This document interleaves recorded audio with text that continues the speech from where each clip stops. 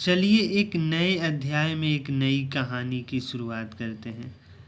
कहानी है जयशंकर प्रसाद के जीवन से संबंधित, यानी 2024 की जो बोर्ड की परीक्षाएं होने जा रही है, उस परीक्षा में जीवन परिचय से संबंधित 5 नंबर के प्रश्न पूछे जाते हैं।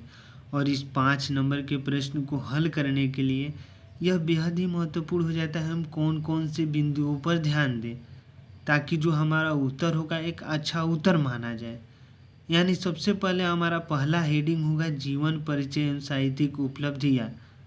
उसके बाद हम दूसरी हेडिंग की जो बातें करते हैं तो दूसरा हेडिंग होगा हमारा कृतियाँ, यानी उनकी रचनाओं का हम जिक्र करेंगे।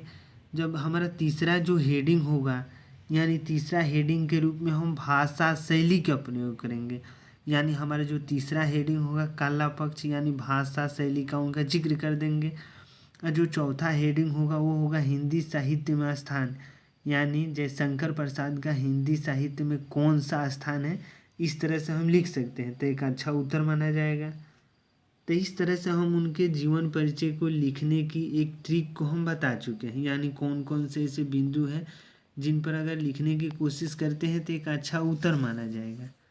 यानी हम जीवन परिचय एवं साहित्यिक उपलब्धियों के अंतर्गत में लिख सकते हैं कि छायावाद के प्रवर्तक एवं नायक महाकवि जयशंकर प्रसाद का जन्म काशी के अत्यंत प्रतिष्ठित सुगनी साहू के वैश्य परिवार में 1890 में हुआ था।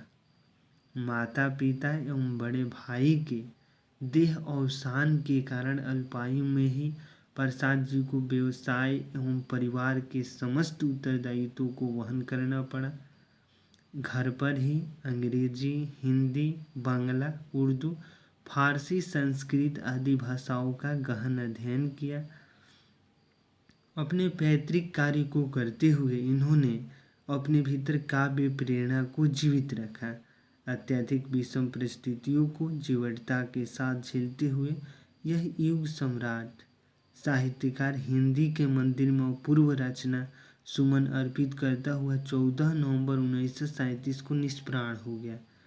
जो हमारा अगला हेडिंग है कृतियाँ, यानी कृतियों के अंतर्गत में हम लिख सकते हैं कि इनकी प्रमुख काव्य कृतियों में चित्राधार, प्रेम पथिक, कानन कुसुम, झरना, आंसू लहर, कात्यायनी आदि शामिल हैं।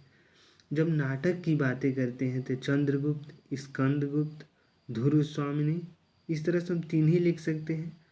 उपन्यास में कंकाल, तितली एवं इरावती को लिख सकते हैं।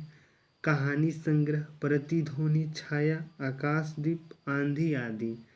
निबंध संग्रह के अंतर्गत में लिख सकते हैं काव्य और कला। इसके बाद हम भाषा शैली के अंतर्गत में जाएंगे, यानी भाषा में जब हम लिखेंगे तो प्रसाद जी की आरंभिक रचनाएं ब्रज भाषा में है, परंतु शीघ्र ही वे खड़ी बोली के क्षेत्र में आ गए। उनकी खड़ी बोली उत्तरोत्तर परिष्कृत, संस्कृत निष्ठ एवं साहित्यिक सौंदर्य में युक्त होती गई।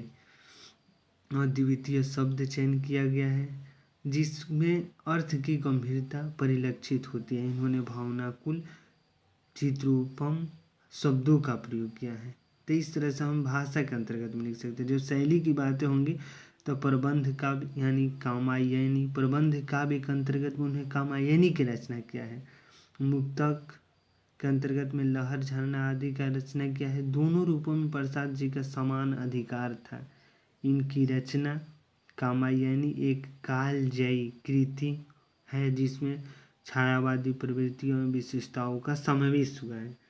जब हम उनकी बातें करते हैं आगे हिंदी साहित्य में स्थान की, यानी प्रसाद जी की भाव और शिल्प दोनों दृष्टियों से हिंदी के युग प्रवर्तक कवि के रूप में जाने जाते हैं। भाव और कला, अनुभूति और अभिव्यक्ति, वस्तु और शिल्प आदि क्षेत्रों में प्रसाद जी ने युगांतरकारी परिवर्तन किए हैं।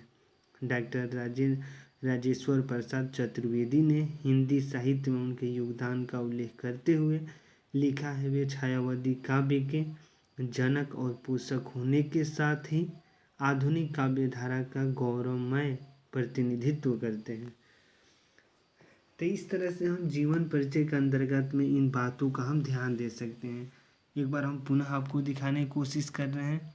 जैसे यह जो प्रश्न है, यह प्रश्न आ चुका है 2023 यानी 2017, 18, 20, 22 और 2023 में यानी यूपी बोर्ड की परीक्षाओं में जो हमारा पहला हेडिंग होगा जीवन परिचय एवं साहित्यिक उपलब्धियाँ, दूसरा हमारा हेडिंग होगा कृतियाँ, तीसरा हेडिंग होगा भाषा शैली, चौथा हेडिंग होगा हिंदी साहित्य में स्थान। तो इस तरह से जो हमारा यही है हेडिंग पूरी तरीकों से,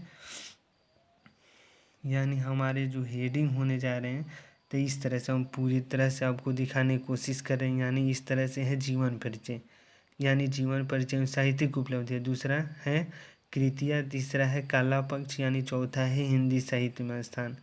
तो इस तरह से हम इन बिंदुओं को ध्यान देकर एक अच्छा उत्तर बना सकते हैं। तो यह वीडियो कैसा लग रहा है? अगर वीडियो अच्छा लग रहा है, कुछ सीख पा रहे हैं इस वीडियो के माध्यम से, तो हमारे चैनल को कर दीजिए सब्सक्राइब, ताकि हमारे द्वारा अपलोड किया गया हर वीडियो आपके पास सबसे पहले पहुंचे और हम तथा हमारी टीम भी यह उत्साहित महसूस करे कि यूट्यूब की इस दुनिया में कुछ अच्छा कार्य कर रहे हैं। तो हमें दीजिए इजाज़त। धन्यवाद। Thank you.